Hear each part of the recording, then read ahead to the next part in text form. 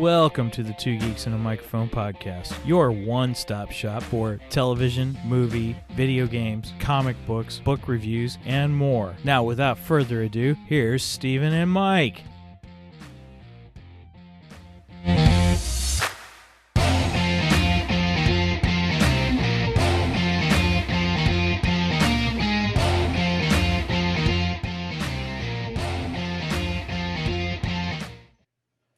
Welcome, everybody, to Two Geeks and a Microphone podcast. We are so excited that you have agreed to join us today. We are super excited. We're just two friends, Michael Shanks and Stephen Bosser, who've been friends since high school, who just talk all manner of geekdom. And let me tell you, today we've got yet another awesome special guest with us today that we are so pumped and excited about. Mr. Mike, would you please introduce our special guest today? Oh, would I? Oh my gosh. So last time we had one of my podcast heroes on. Today we had Jimmy Mack on before. Today we have one of my other podcast heroes, and who I would maybe say the grand poobah of Star Wars podcasting, Jason Swank. Yeah. Welcome, Jason. Yay. It's great to be here. That's a nice introduction. And I gotta correct you guys. It's two geeks and two microphones. Or am I blowing the illusion? Is it supposed to be that you're the word? Well, technically it's three geeks and three microphones this morning. Well, that's true. That's right. Oh, that's a good point. I love that you guys have been friends since high school. That is really, really cool. Am I pulling back the curtain too much to ask if you're in the same town? Oh, no, not at all. No, I'm from the St. Louis area. I live in Belleville, Illinois, 20 minutes outside of St. Louis. Yep. And then we went to high school together over there. So in that on the Illinois side, but now I am in Bozeman, Montana. Holy cow. Wow. Yeah. So how long have you guys as best friends been separated geographically? Oh, shoot. Great question. Wait a minute. Yeah, that is a great question. I'm interviewing you. It's supposed to be the other way around. Right. I'm sorry. But I as someone who has, been podcasting remotely with people with Jimmy Mack in particular over a long period of time, it's an interesting dynamic. And then when you add in the fact that you guys sort of grew up together and were friends since high school, it just adds another layer. So I was just curious. Yeah, I would say, when did I leave the St. Louis area? I left St. Louis area I don't even remember. Probably about 25 years ago. Easy 20 years. No, because Megan was 25 would have been before Megan was born. Oh, Megan's that's right. 24. You're right. Okay. Megan's your daughter. So Megan's my daughter. I moved out to Kansas City. You know what? I moved out to Kansas City in 2003. I don't even know if that's right, because I don't know. Anyway, it's been a long time. It's been a long time. And you guys would obviously see each other at conventions and stuff, right? And I went to St. Louis. I went to St. Louis to do St. Louis Comic-Con one year, and we did that together, which was a blast. Oh, that was so much fun. So really, this is the podcast is your connection together as friends. That's awesome. That is awesome. We would talk on the phone and do all that kind of stuff. And Mike had talked about for a long time about doing a podcast, or he mentioned it from time to time. He would always want to. He would always reference you guys, Rebel Force Radio, and imagine that. You're right. And so I think one day Mike just said, "Hey, we're having all these conversations. Why don't we just do a podcast? Why don't we just go ahead and switch it over?" So we did. So that's kind of how we're here. Yeah, my wife always says that's how the best podcasts are born. I'm absolutely convinced. Well, my wife always says, "Oh, she's been listening to my podcast for years. It's just it wasn't recorded." So, but that's so true, because you see it the other way, where people will see that's how it comes out very organically, and that's how you have chemistry. And because if the podcast existed before you started recording it, I always think those are the best podcasts. And that's how we started back in the days of the Forcecast. It was myself and my buddy Pete Nadel, who we were working at an insurance company together, and we were in these two cubicles, and we were having a podcast across the hallway, with each other. And that was during when the prequel films were coming out, and so. Well, for us, anytime a movie comes out, we'll text each other, "Did you see it yet?" And as soon as both of us have seen it, we're calling each other and we're discussing the movie for like the next 2 hours, So that's kind of where this podcast originated from. Yeah. What was it? We started filming. We tried it out, and it was the new super cut of Revenge of the Sith with the Clone Wars. There was a guy online who wove in where Clone Wars, the latest season of Clone Wars, and then weaved it in with the last 4 episodes. Yeah, that's true. The last 4 episodes. And we just sat and watched it and talked through the whole thing and had a blast. And oh my gosh, that's where that began. And that is the best version of Revenge of the Sith. If you have not watched that, you need to watch it. It is incredible. It's like 4 hours long, isn't it? Yeah. Close to it. Yeah. I haven't so seen it. Is it available? Is it always available, or is it just it pops on? I thought it was like one of those pop-up things. Like once in a while, the dude will put it up in. Well, here's how it worked. He did that, and then I supported him. I just shot him some money just to say, hey, thanks so much for the work you did, and we really enjoyed it. And then I got a link, and I actually downloaded it. He gave me a link to download and stuff because I wasn't buying the movie. That wasn't part of it. Because of copyright issues and stuff. Sure. And so I've got it. I wonder if I still have my link.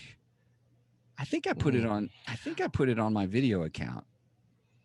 Well, I'm not saying anything else. This is being recorded. I'm not saying anything else. I'm just saying that if a link happened to end up in my inbox, I would certainly return the favor to the creator of that, and and tip him for his time. Because I do want to see it, and it just happened every time it would be on, I wasn't available, because that's a big commitment, and I have an 8-year-old and a 12-year-old, and my life is mine in like 10-minute increments, right? Right. So we've diverged back into Star Wars. So let's shift the table, because Jason talks about Star Wars every single week on his podcast. Yes. And the idea was to yeah, sure you are. Right. Well, the idea was to get you on our podcast so you could talk about something different and be free.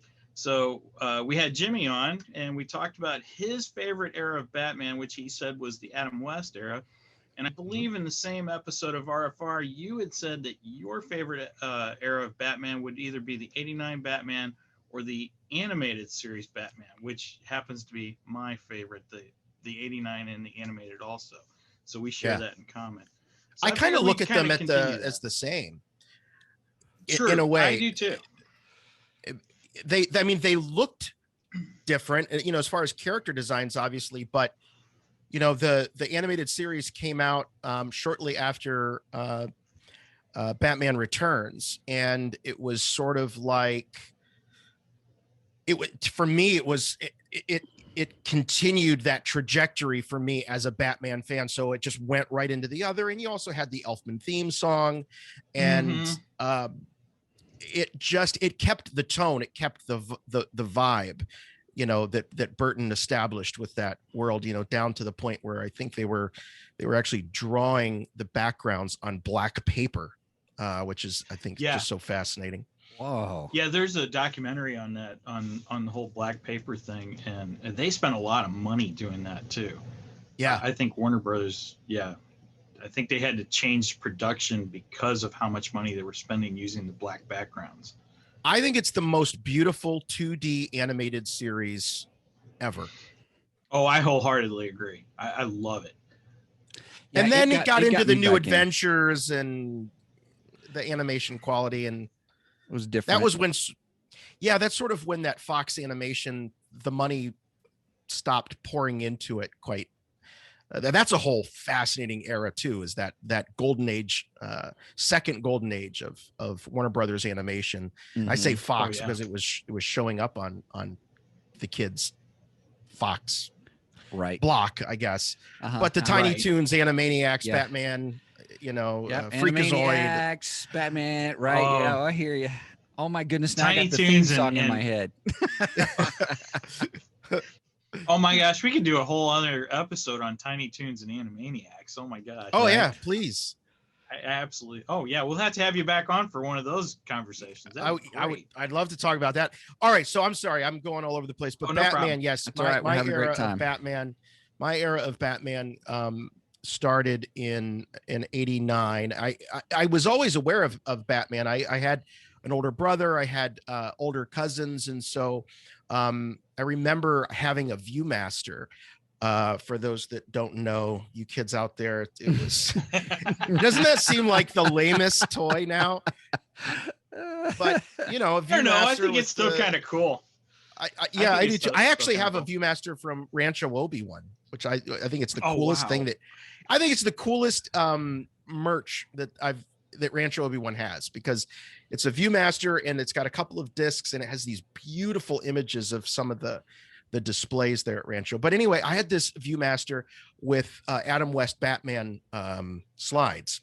Okay. Oh, neat. And so that was my first awareness of who Batman was. And then my older cousin who had that also had one of the die-cast Batmobiles from the 60s series. And so I knew who Batman was. And then, of course, saw him on Scooby-Doo, on the Scooby-Doo movies. Oh yeah. And then there was Super Friends, and like Super Friends was like a religious event for me on Saturday mornings, Then I heard these rumors about this movie coming out with Michael Keaton, Mr. Mom, right? Playing playing, but yeah, that's what I knew him as, Mr. Mom, and Johnny Dangerously playing Batman. Oh, I forgot all about Johnny Dangerous. Oh my gosh, that is such a good movie. My mother forgot about Johnny Dangerously once. once. Yeah. So that and then Jack Nicholson, and I'm like, oh, Jack Nicholson is the Joker. That's pretty cool, but he's just that creepy dude from those movies I'm not old enough to see. And right. But I knew there was something about the excitement from the moment that casting was announced. And I know that the Michael Keaton casting a lot of heads were scratching at that time. Yeah. There was something that I just knew. It's hard for me to say, but I was 10, 11 years old at the time. Like, there's something that I need to pay attention to here. And when that movie came out, I mean, that was for me, it was similar to seeing Star Wars for the first time. It just completely changed my life and opened up the door to what live action superheroes could actually be. See, that came out, the Keaton one came out, the first Keaton one came out in '89. That was mine and Steven's actual senior year in high school. So we were getting ready to graduate when that movie came out. And I had the same reaction when they announced Michael Keaton was playing Batman, and we didn't have the internet back then, so nobody had photos of what he looked like in the bat suit. He might not have. He may not have played the role if we would have had the internet back then. Oh yeah, everyone would have petitioned. No, not Michael. Not Mr. Not my Batman. That was, no. Hashtag not my Batman. Sometimes the fans don't know best, and oftentimes we do, but sometimes we don't. And Michael Keaton proves that, because I had the exact same reaction. I said, what? Mr. Mom's going to play Batman? And then there was you remember the chin controversy. He doesn't have the protruding chin. He doesn't, that was a big deal. And then we all saw him and our jaws just dropped. We're like, oh my gosh, he looks fantastic. And we just couldn't believe it. It blew our minds. So yeah, you're right. Sometimes the fans are wrong. And in that aspect, I think we were all wrong. And we all knew it as soon as that movie played. Right. Well, wait a minute. He looked fantastic except for one thing. He couldn't turn his head in the Batman cowl. He was always... Here, hold on. That's true. That is true. I've got a visual aid. I got a visual aid. Uh-oh. Now this isn't here we good go, for here your. we go. Okay. So I'm that's holding a up- great Batman. So I'm Oh my holding up the gosh. Hot Toys Batman from Batman '89. Looks good. It still is, because I have the Nicholson Joker as well. These are still Oh, the the most Nick- that is expensive. Oh yeah, They're the most that expensive Joker toys is I've ever amazing. bought. It's it was ridiculous at the time, and it's ridiculous now. And I'm more established, in my life and my career now, but I still look back at spending the money on these, and it was crazy. So wait a minute. He's okay. For Hey, those who are hey, listening, he's going hey, back Jason, to show us stuff. How Oh, many weeks did you have to sleep on the couch because of those?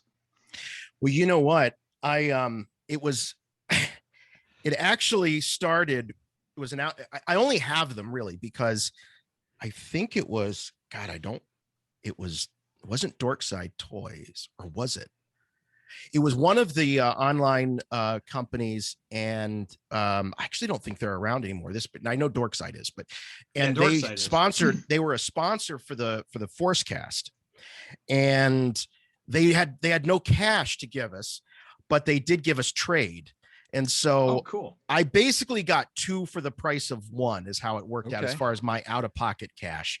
So I didn't have to sleep on the couch because I told her at the time that it was all covered by the podcast. It really wasn't, but that's what she was led to believe.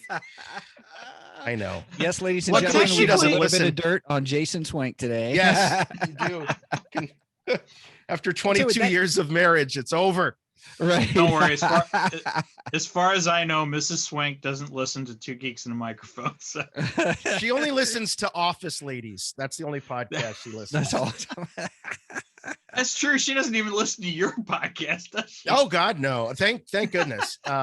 Yeah. So but yeah, right. He couldn't move his head. He couldn't move his head. No, But Yep, I think, yep. some people look at that as a criticism. And yes, I suppose if you're fighting crime on the dark streets of Gotham, being unable to turn your head is probably a handicap. But I thought that his movements, I guess maybe I was, because at the time I was 12, 13, I never thought anything of it. Like, it just made it look cool to me and sharp. But Right. you guys were a little older. Was that comical to you when you saw that? Like, oh, I don't think it was comical. I think it was, I was thinking pragmatically, like practically, how can he, wait a minute, and you see a move from time to time and you're like, that's kind of interesting. What's going on with his head? Is he not able to move it? That's where my brain was at the time. I don't think that we really paid attention to that until after a couple of June. I mean, that was the first movie that I went and seen in the theater over and over again. We went and seen that movie so much that I knew every Jack Nicholson line in the film by heart. Yeah. Wow, that's an accomplishment. When you've seen a movie so many times in the theater, in the days where we only had, in the theater, and you walked in with lines memorized. That's crazy. I saw it 5 times, and then the last time I saw it, because that summer of '89, I turned 13, and that's all I wanted to do for my 13th birthday was go see Batman. Nice. Yeah. Well, now I had an advantage here in our hometown. At that time, we had a dollar show theater. Mm-hmm. And so when it finally reached the dollar show, I went and seen it multiple times. And there were times where I walked out of the theater, turned around, bought another ticket, and walked back in and saw it again. So yeah, that's what I did with my VHS. That was the first movie I ever pre-ordered at a Camelot music store in the mall. Yeah, Camelot. Camelot Music. Man, I pre-ordered it, and I'm pretty sure it came out on November 13th. For some reason, I still have that date in my mind. Mm-hmm. November 13th. Bring it home. The movie of the decade. Peter Travers, Rolling Stone. And it's one of I have maybe 10 VHSs that I just will not part with. Sure. And that Batman '89 is one of my VHS tapes I will not part with because that's awesome. I don't, I mean, just the details I remember, they had this animation, this little short of Daffy Duck coming on, pitching Warner Brothers shop merchandise. You can't watch a Warner Brothers movie without a Warner Brothers ball cap. You're And right. I have that memorized. Oh I have the pre-roll memorized from that VHS.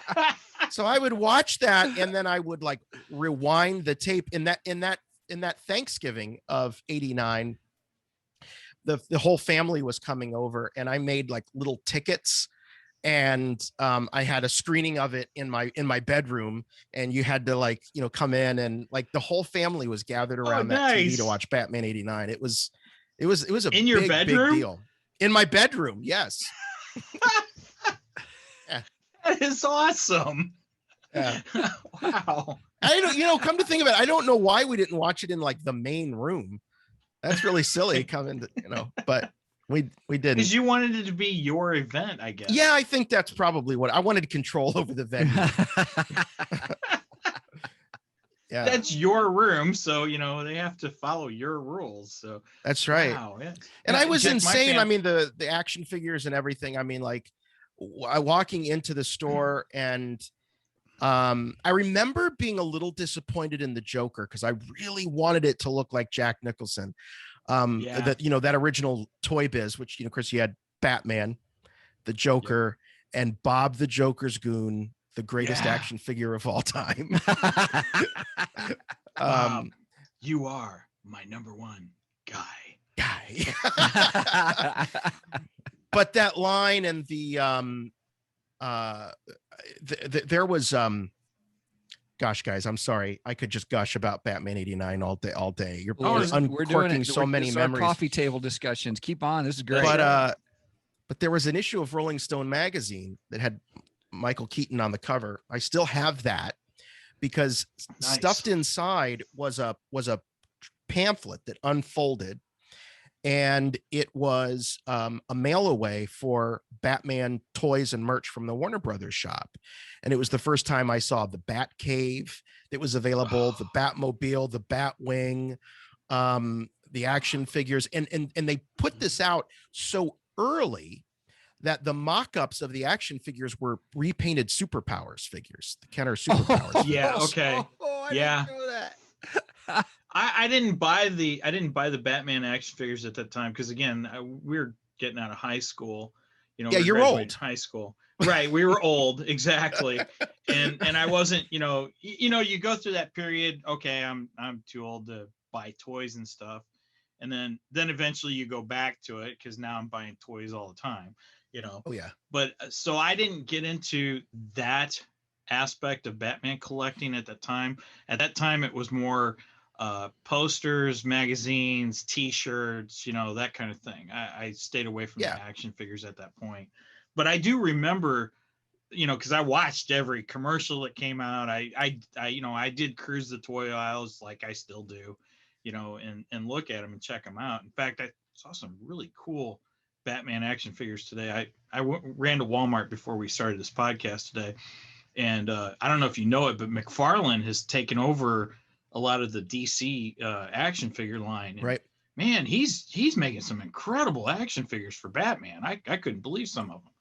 He is, you know, I'm, you know, I always have to be careful when I start talking Batman with a fellow fan because I don't follow the comics much.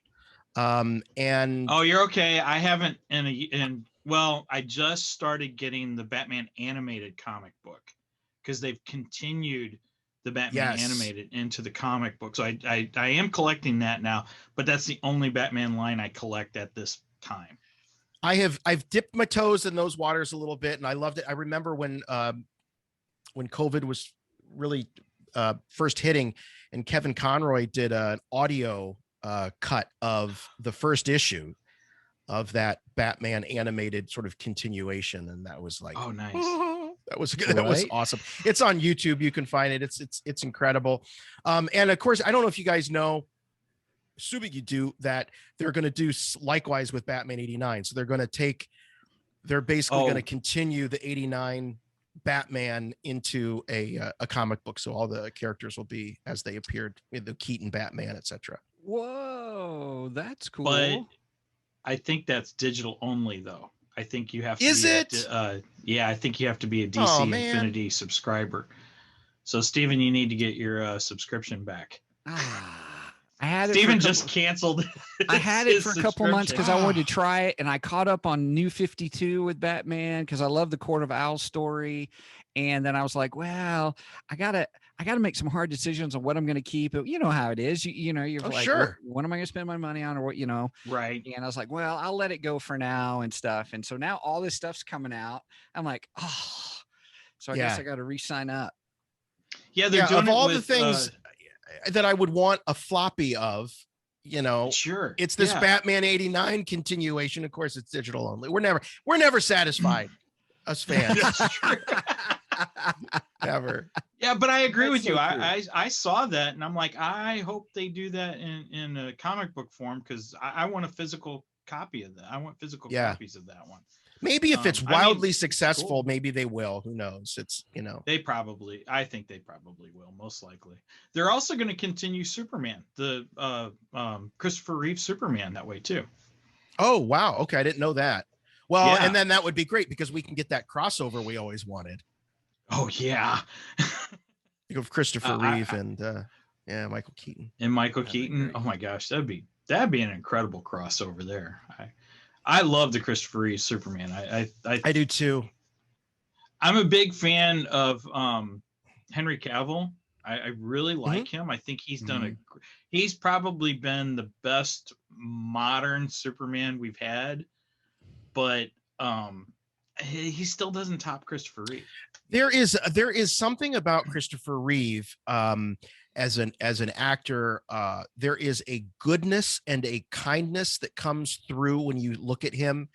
That I love Henry Cavill. He's great looking. He's chiseled. Oh yeah. But there is a gentleness to Christopher Reeve that just feels so Superman to me.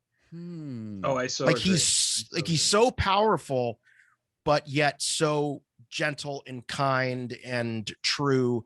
And it's just something that, it's just a quality that Christopher Reeve had, I think.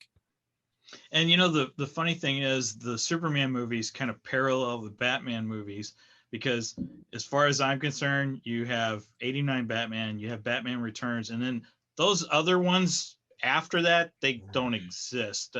And Superman, I look at the exact same way. Superman 1, Superman 2. No, there was nothing after Superman 2. No love for Richard Pryor and Superman 3. I love Richard Pryor, just I didn't like that movie. Yeah, right. No, I know. But you know what? If there was no Superman 3, we wouldn't have had Office Space. The movie Office Space. Because you've never seen. Oh, okay. All right. I've never watched Office Space. Wait. Yeah. How does Superman 3 tie to Office Space?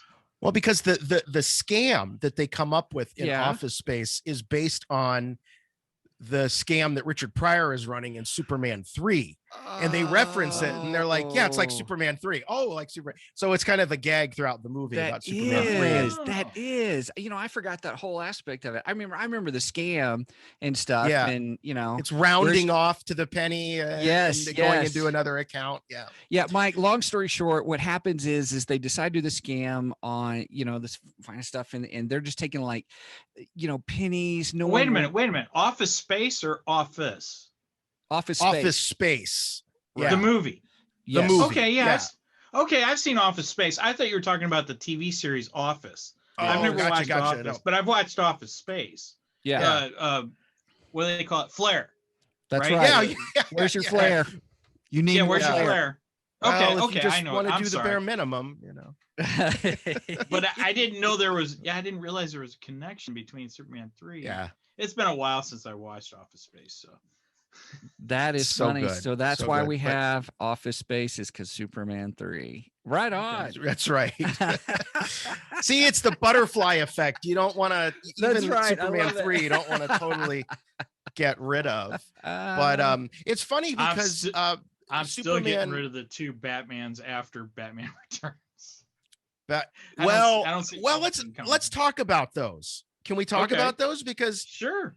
I don't find Batman Forever that hateful. I actually like Val Kilmer. Oh my gosh, this sounds like a movie fight, Steven. I think one of Val our movie Kilmer. fights. All right, I'm gonna say, I don't know if you guys are James Bond fans at all, but I'm gonna say that Val Kilmer is the Timothy Dalton of the Batman what franchise. An analogy. That's a great analogy. That's really Yeah, good. I think Val Kilmer. I think you're crazy. Now, clearly, George Clooney is the George Lazenby. Now I have to say I'm not a Bond fan, but Steven is. Steven likes Oh Bond. my gosh. In fact, Steven, you should listen to Jimmy and Jason do a Bond cast. You'd probably get into that. Oh, okay. And I just read that Henry Cavill could be the next Bond too. Yeah, he's definitely in the runnings. If I had to guess, I don't think the official decision has been made. Mhm. But it seems to be the front runner. For a while, it was Tom Hiddleston, who I would actually love to see, because I watched him in that miniseries, The Night Manager, and it's an espionage, very famous British author, and it's terrible that I don't know his name. He's like the William Shakespeare of British spy novels, but there's a character called the Night Manager, and Tom Hiddleston played him in a miniseries, and it was very Bond-like. And I was like, okay, that's my guy. Okay. But Henry Cavill, I think would be good too. I think they're going to have to cast somebody who will still carry some of the physicalness of Daniel Craig, but then maybe with a little bit more refined edge. Not totally Pierce Brosnan, pretty boy, right? You know. So I think they're going to have to turn it around a little bit, maybe come back to a little bit more refined Bond. And I think Henry Cavill is right there. Oh yeah. I'm not a big Bond fan, but I think Henry Cavill would make an incredible James Bond. Honestly. Did you know Adam West was offered the James Bond role also? I did know that. Yeah. Of course and you do that. it's yeah, of course. Yeah, right. After Sean Connery, he was in the running. And I have so much love for Adam West that I don't even want to say that it wouldn't have worked. I can't even say that, because somehow, I mean, you think because he's from that Bill Shatner school of over the top acting, it seems hard to imagine, but you know what, I don't want to say anything even remotely disparaging of the great Adam West. Sure. So sure, I agree. I'm in. Let's see it. Let's give him a try. I think he could have done a good job. I don't know, compared to Sean Connery though. I don't know. But like you said, I don't want to say anything it does seem unfathomable on many levels, but I just love let's get back to Batman Forever. Yeah. Batman Forever. Okay. Right. That was a great analogy though, as the Timothy Dalton of Bond. That's really good. Here is my only thing with Val Kilmer. I think he acted fabulously with them, but I think he switched them. You had a little more comical Batman, or kind of a thing, but you had a more serious Bruce Wayne, the way he did it. That's when I saw it, I thought, oh man, he's doing really good, but it's like he's got him switched. I'll never forget, he comes out of Nicole Kidman that evening, and then she's like, oh, I think I'm in love with someone else, kind of a thing. And then he turns and then he smiles, and I'm, in the Batman cowl, I'm like, I'm not used to seeing a smile coming out of the Batman cowl. Yeah. Now, we did get one smile from Michael Keaton in Batman Returns, though. There was a scene where he gives a quick smile, and it was like to one of Penguin's goons, and he just gives this real quick. Yes, is that when the circus attack happens at the beginning? Yep, I think he's about to punch one of them or something like that. Yeah, it's been a while. Yeah, since but I watched it. Keaton's got the greatest lips in all of Hollywood. Like, he's got the best mouth. He's got the most talented mouth. So like it works. And I know what you mean. I know that because there's that. And of course there's the infamous, "I'll get drive-through" line that he gives, which they used. That's right. They used for like a Burger King promotion. It's Now like, wait, well, was that Val Kilmer or was that George Clooney though? That was Val Kilmer. Okay. I think wasn't Clooney the one that had the car, Chicks Dig the Car, or was that Val as well? No, I think Chicks think Dig that the was Car was Clooney. Yeah. I think Clooney Okay. had the Chicks Dig the Car, and he also had the Bat credit card too. Oh, that's right. The Bat Never leave credit. home without it. Yeah. Yeah. Joel Schumacher. You know, do you go back and have you listened to the Joel Schumacher commentaries No. on the not. films? No. I have not. He's so aware. Like Was he? my heart kind of goes out to the guy, especially on Batman and Robin. That dude, he was so at the mercy of the toy companies. It was so okay. backwards where they would make toys and then say, well, this has to be in the movie. Get this in the movie somehow. So it was really wow. the toys were determining in a lot of ways. Now he made some poor decisions. I too much neon, really going, I think, against the Burton aesthetic. Mhm. It's like a complete 180 from the Burton films. By the time you get to Batman and Robin, it's not even in the same universe. Yeah. It's just not even close. The only thing that remains is Michael Gough, as Alfred.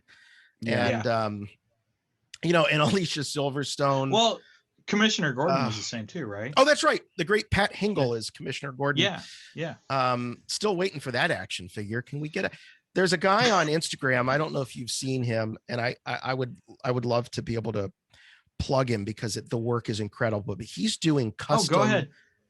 Well, I gotta pull it up because I can't think of his name. But he's doing custom 3D printed Batman figures. He did Batman 89, Batman Returns. And then he started doing kind of like what ifs. So he's got this incredible Billy in there. They're like 6-inch scale, and he's doing the package art and everything. He's doing like a what if Billy D had played Two-Face. So there's a Two-Face Billy D. Oh, There's a Pat Hingle, Commissioner Gordon. There's a Michael Gough, Alfred. Wow. They're very, very cool. When I find it, I'll send you guys the links after the. Oh, dude, after send the me show, that link. My wife's gonna kill me. It's great. I wish he would make them available for sale.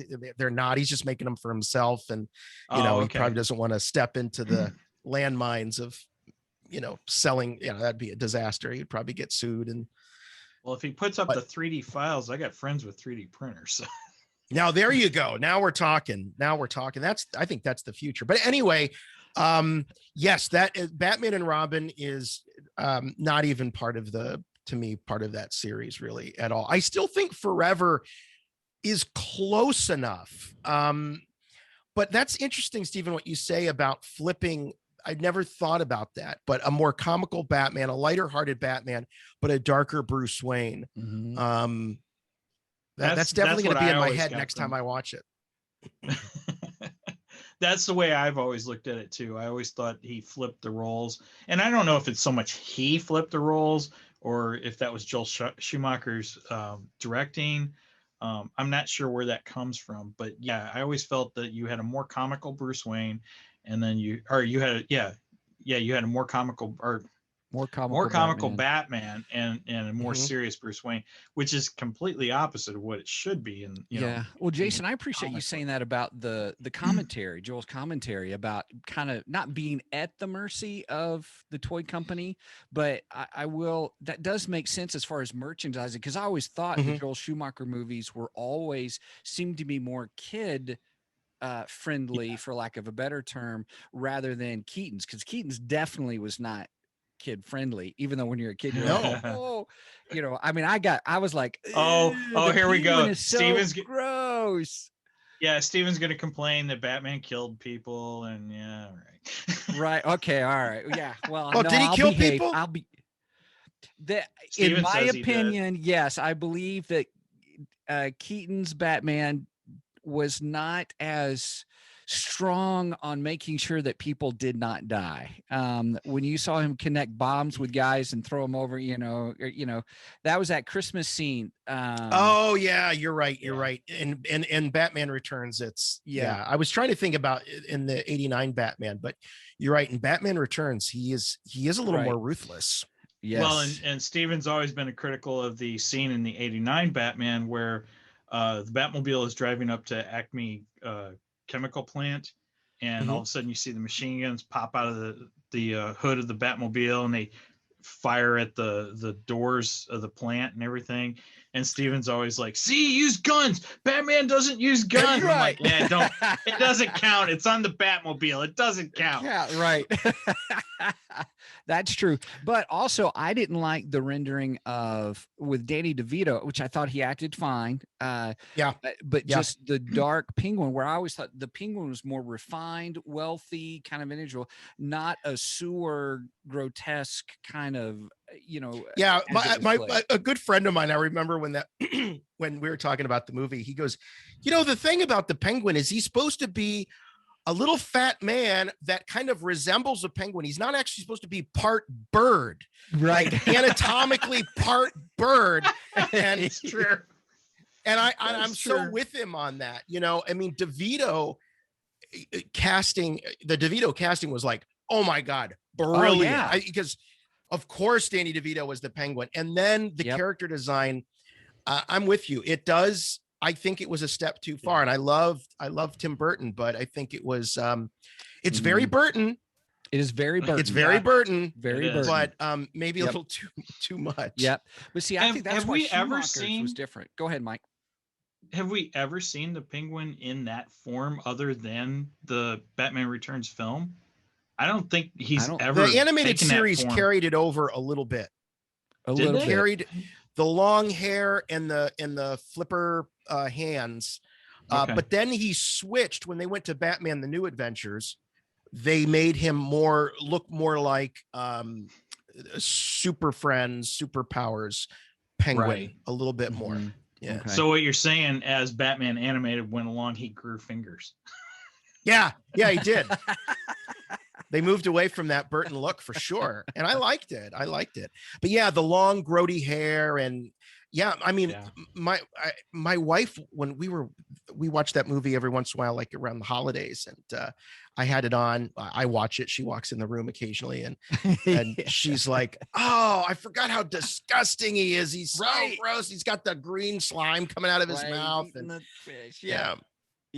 Well, get this. So, granted, my daughter's 24 now, but about 10 years ago or so, it was around Christmas time, because I always take time off for Christmas from work. I always have the last 2 weeks of the year off, and it was around Christmas time, and I'm like, oh, let's watch Batman, because she and I like to watch movies together, and so we watched the 89 Batman, and then I said something about watching Batman Returns, because she's like, I don't really remember a lot from Returns.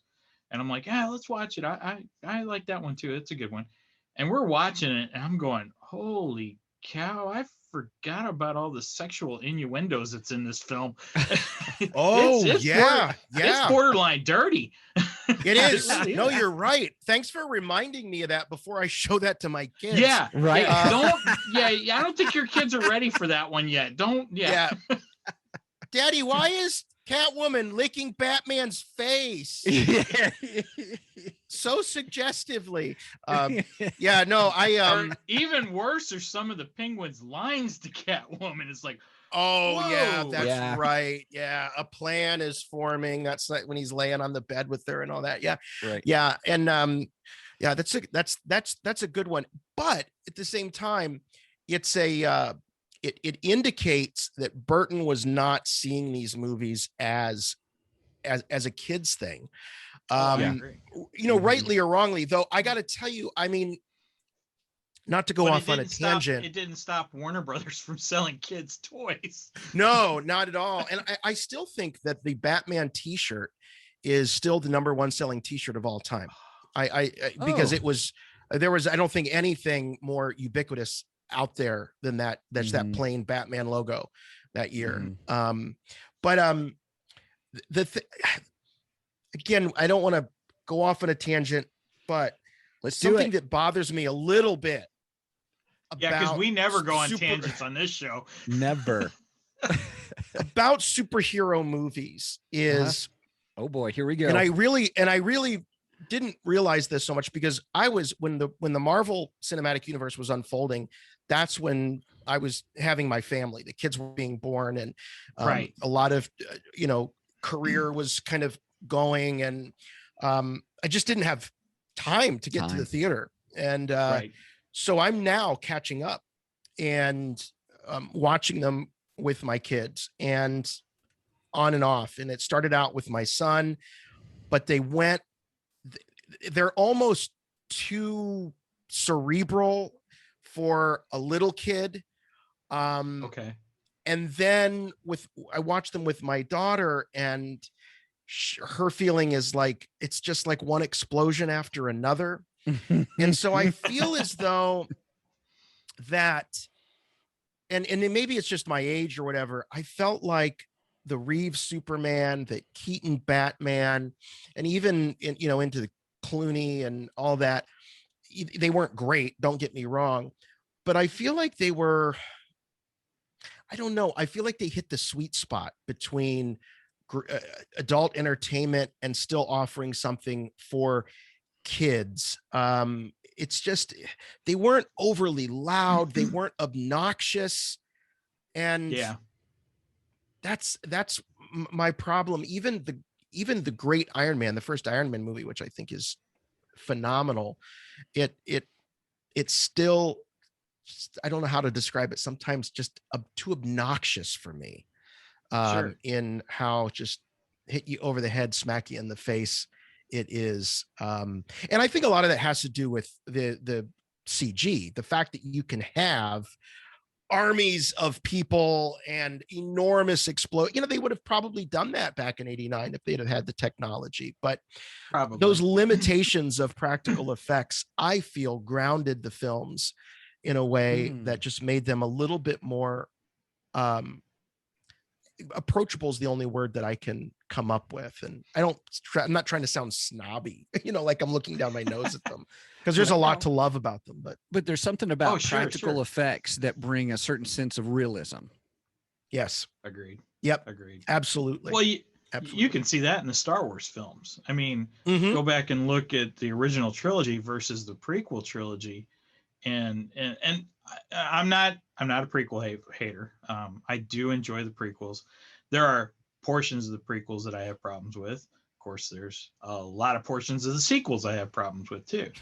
But if you watch those two trilogies, you can see a huge difference between usage of CGI, especially in episode 2, because he was so over the top with the CGI, Yep. And then you go back and compare that to the practical effects of the original trilogy. And personally, I kind of think the practical effects sometimes, not all the time, but sometimes I think they come out better and look more realistic in a way. I think sometimes the CGI just can be too much. I think that what they did was, I think George definitely had, I bet the way that the original trilogy plays in George's head looks a lot like the prequels, in terms of what he would have done.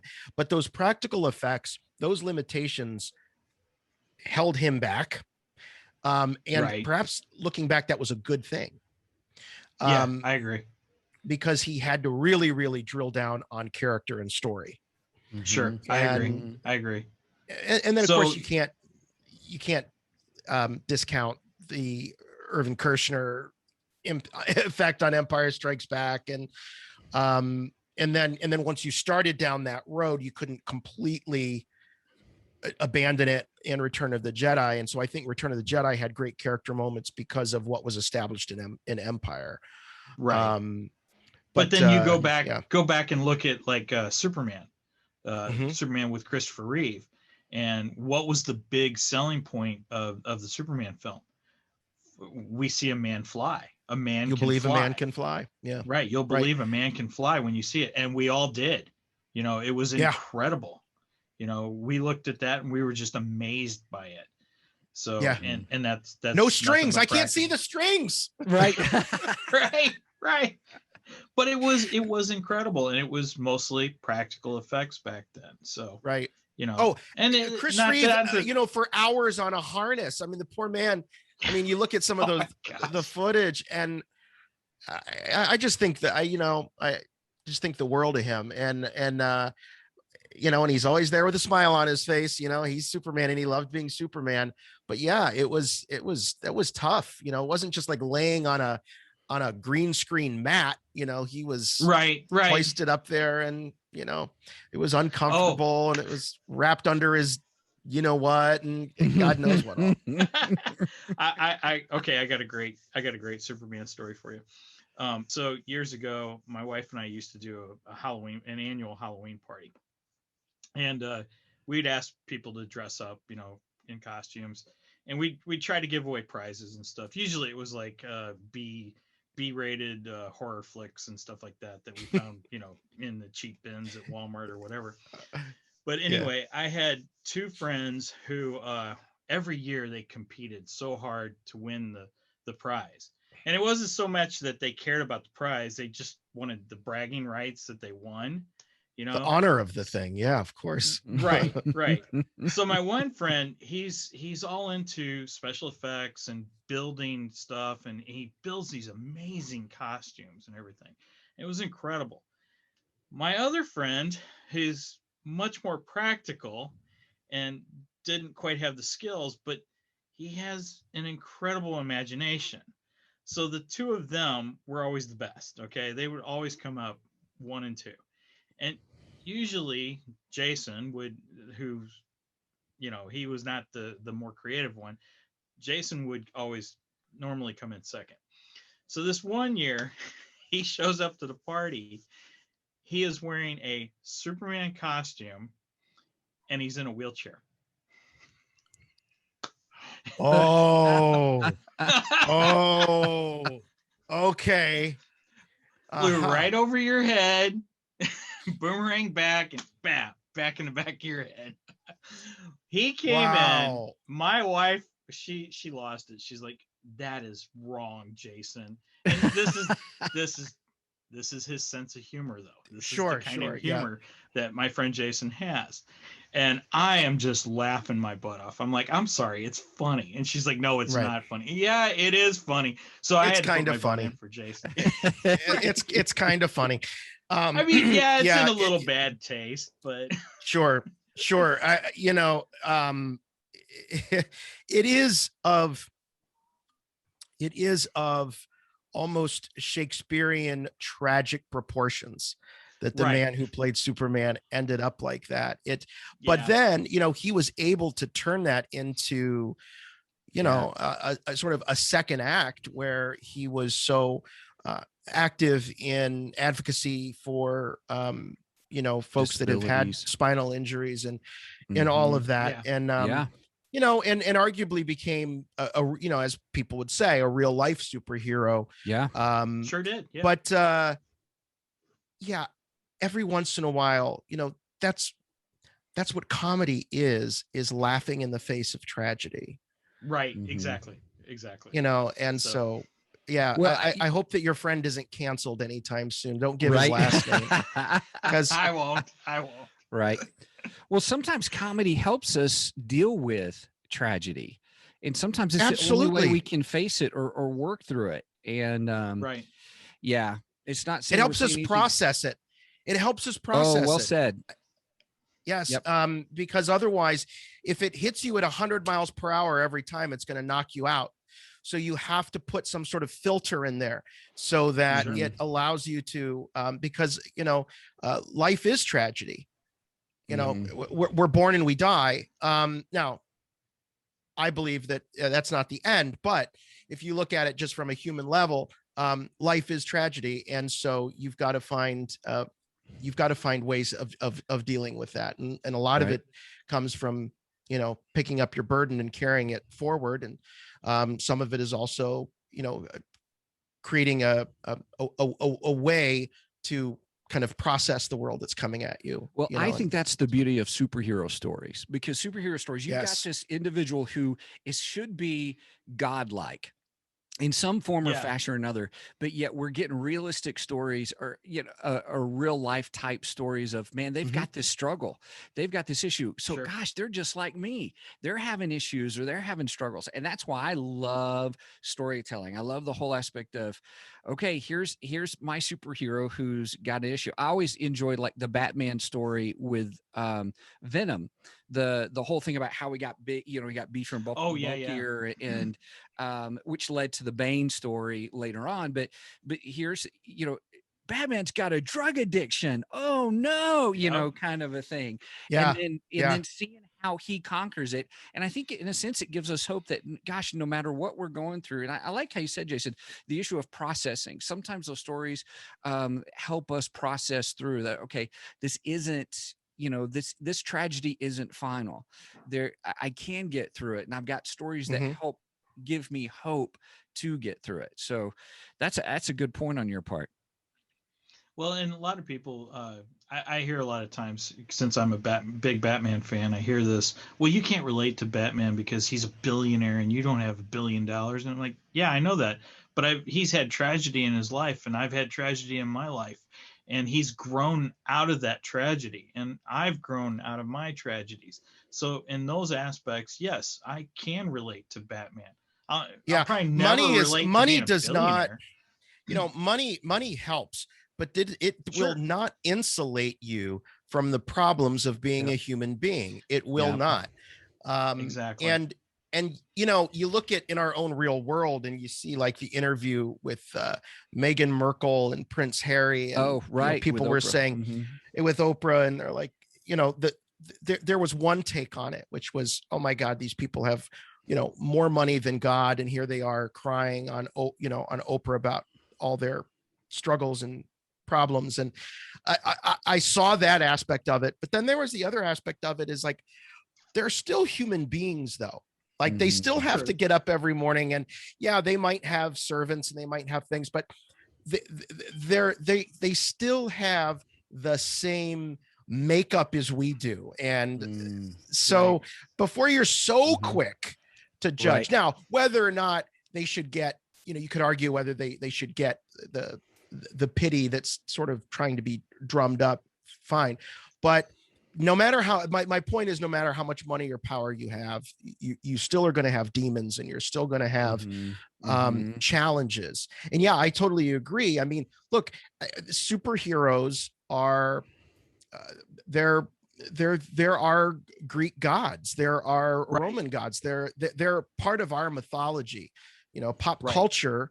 And I think all culture starts out as pop culture. Shakespeare was a pop writer. He wasn't writing classical drama in his day. In fact, he was considered by a lot of critics at the time as a hack, as somebody who was just churning out hit after hit after hit. That's a real good point. Yeah. So eventually, though, it establishes. In fact, I was just watching. We're really gonna mix franchises here, but I just finally watched the director's cut of Star Trek II: The Wrath of Khan, and there was a documentary. There was a documentary with Nicholas Meyer, the director, and the question that was posed to him was, well, some people consider this the best Star Trek movie of all time, and maybe one of the best sci-fi movies of all time, and that it's really a masterpiece. And he's like, well, he goes, it's only been around for, I think he's 40 some years. He's like, talk to me in another 50 and let's see. The point being that it takes time for us to appreciate these things. And so meanwhile, before things go from pop culture into sort of culture or classic culture, however you want to describe it, there's a period of time. But I think that it's very clear that, superheroes that have been around almost, some of them close to 100 years, Superman's got to be getting close to 100 years old. I think Superman, he's somewhere near it. And I think Batman's 85, like 80. Right. Yeah, Batman's 80, and I think I think Superman's got like 5 or so years on Batman. But so wait a minute, you're telling me that Happy Gilmore is not going to be a classic for another 100 years? I don't know. It might be. It might be. It's gonna Who be. cares? It's gonna be interesting. Who cares about Happy Gilmore? I want They Live to be a classic. In my mind, it is. Yeah. Well, look at Wizard of Oz is very close to being 1929, so it's very close to being 100 years old. Yeah. Isn't that crazy? You know, to see a colorized film as that looks like in some ways that could have been made yesterday. It was as 1939. 100 years old. 39. Okay. 39. The Wizard of Oz is my wife's favorite film, by the way. She loves good taste. I mean, I agree. It's hard to beat. I agree. It's hard to beat. We love to watch it. It's a great film. And that is a classic. Yes. Yes. And so it's like, well, what defines classic? I mean, classic for me, it's something that stands the test of time and still feels relevant. That's why Star Wars, I think, is a classic. That's why I think, yep. I think if you look at that original Christopher Reeve Superman, it's a classic. Sure, it doesn't mean that it's not without being dated, but is it still overall very, very relevant and tells, a somewhat simple story in a way that people from all walks of life can relate to it? Absolutely. Yeah. Sure. Absolutely. Well, I would go as far as to say the 89 Batman is a classic. At least in my eyes, it's a classic. Yes, I think so. I don't know if I'd put the other Batman films in that category, but the 89 I would. Yeah, because it stands on its own. I think that's also another thing that sort of has to be there for something to be a classic. Not that that's hard. It's like, is Empire Strikes Back a classic? It's like, well, yeah, I think the whole Star Wars, that original trilogy, it's always been hard for me, even as a kid, to separate the films out.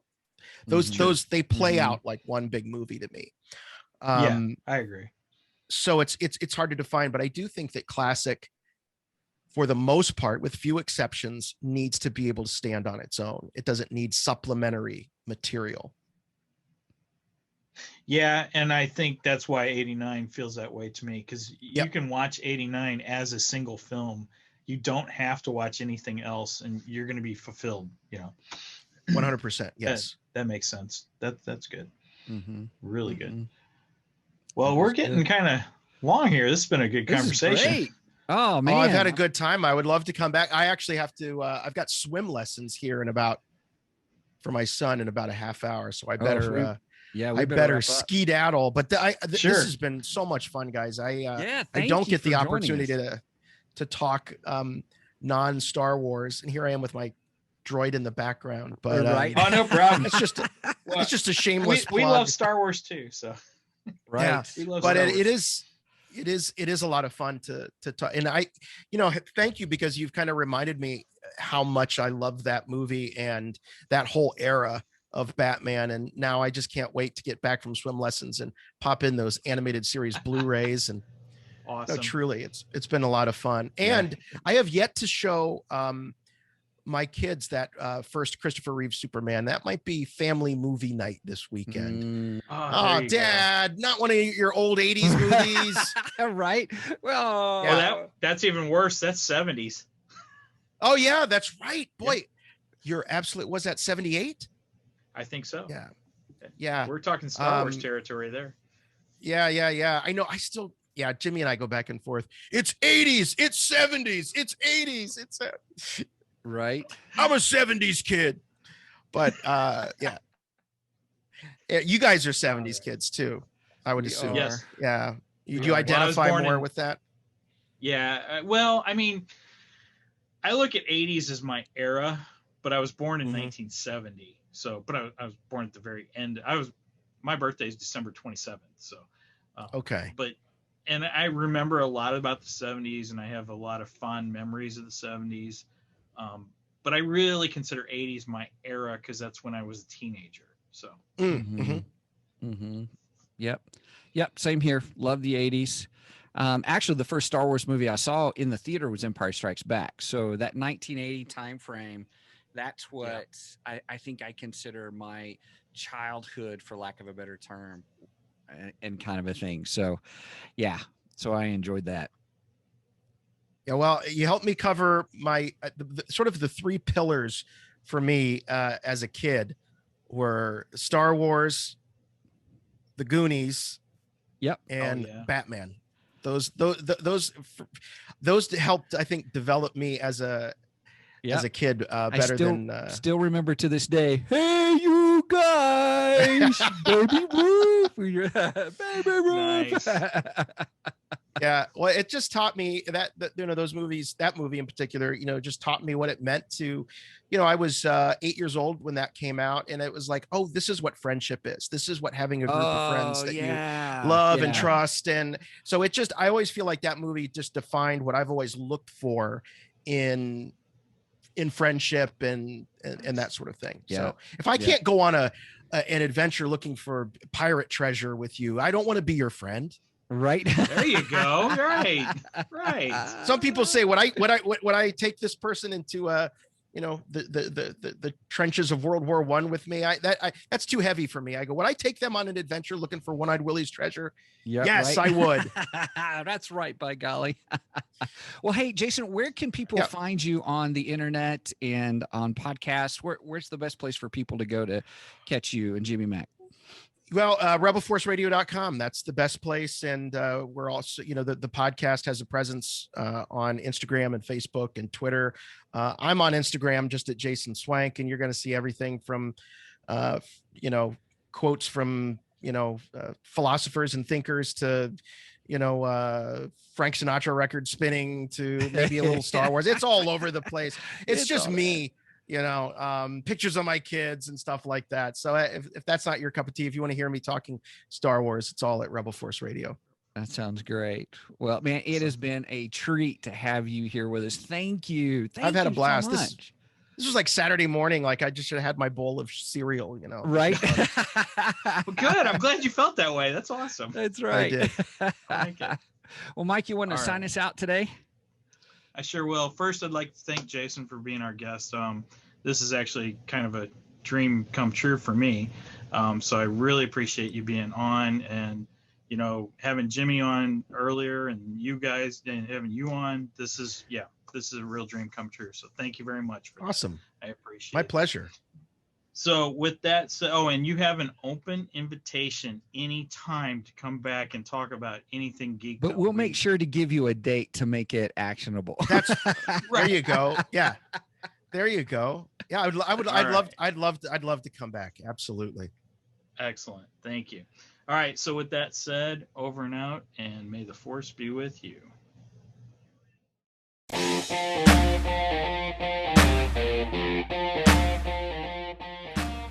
Thank you for joining us today on the Two Geeks and a Microphone podcast. Tune in next week when we will have more news and reviews. Until then, may the force be with you.